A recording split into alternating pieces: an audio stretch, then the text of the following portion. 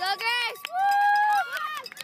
Woo! At St. Stan's in Winona, Grace Ping is a standout student. Oh, Grace is every teacher's dream. She's an A student. She gets along with everyone.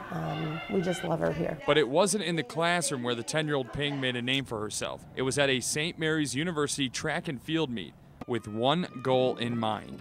To set the world record. Yeah, to set the world record.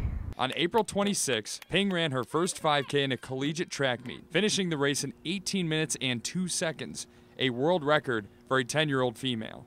It feels really good, and it kind of tells me that if I keep running like that, I can be on track to be an Olympic runner.